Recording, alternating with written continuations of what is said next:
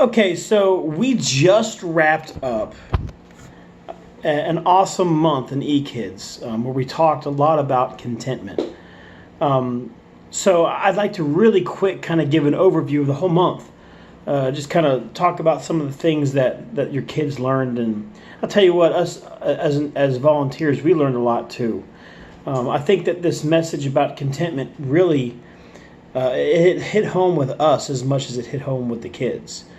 Because a lot of us as grown-ups sometimes are not quite content with the things that we have. So on the first week of the month, October 7th, I was given the opportunity to talk about Paul. And we see that, if you look at Paul's life, man, he struggled with pain and just crazy situations. I mean, he was shipwrecked. He had been, they tried to stone him to death more than once. He had been beaten. He'd been imprisoned. And, man, what a struggle it must have been to be Paul. However, he finds, especially if you read Philippians, you'll see that he finds joy through Christ, even in the midst of all of his pain and all of his struggling. And really, I talked about how that starts with salvation. That if we would start a relationship with Jesus, we can really get through all the mess and all the struggles. And even when things aren't good, that you feel like you shouldn't be content, we can be content because, God is there with us after we have that relationship with him. And then the next week, October the 14th, Jim Bailey taught.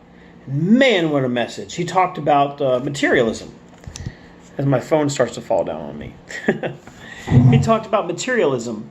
And his big points here was that it's really a question of what are we focusing on? Sometimes we're focusing on the wrong things. If we're focusing on stuff, then we're going to be, malcontent. He encouraged both adults and kids to think about eternal things, not just temporary things, not just things of this life. Let's start thinking about things that are eternal. And obviously focusing on Jesus, focusing on people. I'll tell you what, relationships are eternal. Relationships are eternal, but the cool new car or the cool new toys, those things aren't so much eternal. It kind of encourages us to stop keeping up with the Joneses. Let's focus more on Jesus, on people. And he also discussed wants versus needs. So with this idea of contentment, he really focused on materialism. Now, on the 21st, on the third weekend of the month, Tiffany Wiss talked about King Ahab and how he wanted a vineyard. Of course, his wife Jezebel kills to get him this vineyard he wanted. And the prophet tells Ahab, you're going to lose everything because of your behavior and because of what you've done to get this vineyard. And so really what ends up happening is Ahab loses everything, all because he wanted this vineyard, all because he wasn't content with what he has. And keep in mind, we're talking about a king here. We're talking about a guy that has everything to begin with. So he totally messed up because he wasn't content. So Tiffany brought home this message of let's be content with things because we're focusing on others, not ourselves. So let's be content because we're focusing on people, not stuff. So again, it kind of looks at materialism, but more on not being selfish. And then last week, I talked about the Israelites and Moses. And the big point there was just looking at the history that they just continue to complain. They get freed from slavery. They complain because it's hot. And then they become thirsty, and so they want water. Well, guess what happens then?